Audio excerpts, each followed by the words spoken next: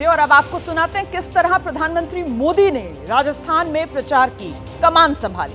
कांग्रेस पर ताबड़तोड़ हमले कर रहे हैं और कैसे राहुल गांधी जोरदार अंदाज में पलटवार कर रहे हैं। राज्य में कानून का राज हो, ये हर राज्य की पहली जिम्मेदारी होती है।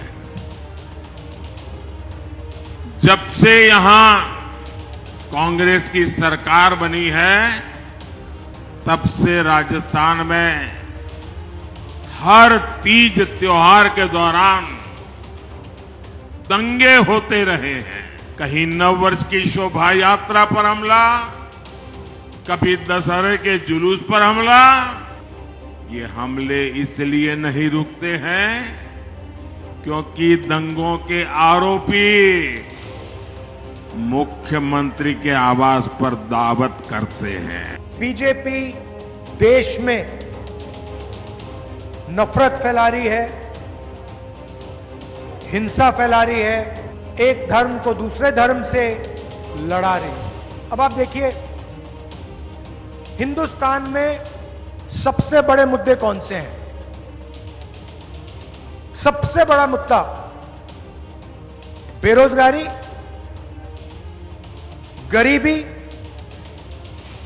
महंगाई।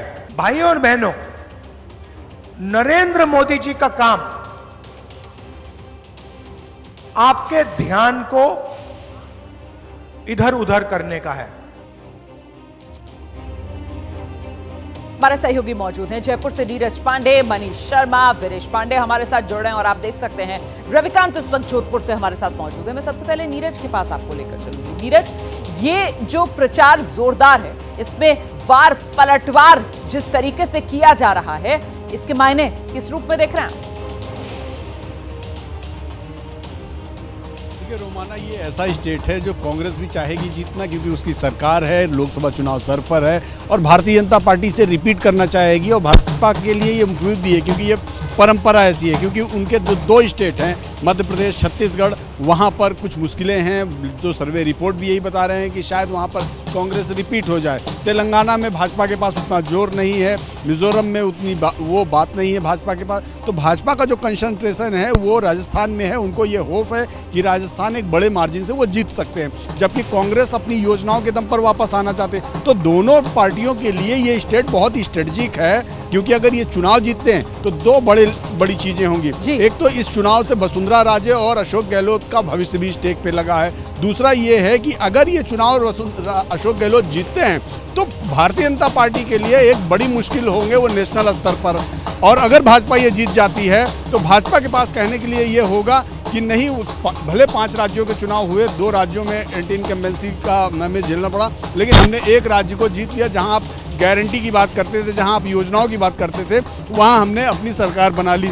ठीक है, तो मैं लौटूंगी आपके पास। तो कुल मिलाकर मनीष शर्मा, जैसे जैसे चुनाव की तारीख नजदीक आएगी, फिर तो ये जो वार पलटवार है ये और भीषण होता हुआ नजर आएगा। मनीष? बिल्कुल रोमाना, जैसे जैसे तारीख और अब महज जब 2 दिन बचे हैं तो ये तय है कि राजस्थान की जो लड़ाई है, राजस्थान की सियासी लड़ाई अब और तेजी से बढ़ने वाली है। रोमाना, खास अगर आप नोट करें कि प्रधानमंत्री नरेंद्र मोदी को एक खास रणनीति के तहत राजस्थान के सभी संभागों के दौरे कराए गए। प्रधानमंत्री मोदी मेवाड़ भी गए, मारवाड़ भी गए, हाड़ौती भी गए, ढूंढाड़ भी गए और शेखावाटी भी गए।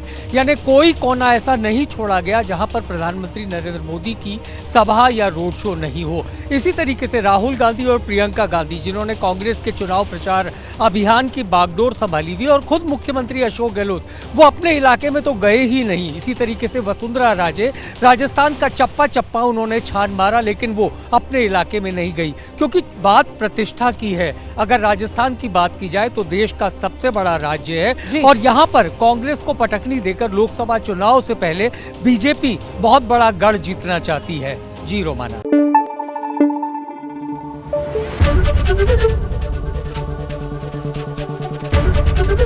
एबीपी न्यूज आपको रखे आगे।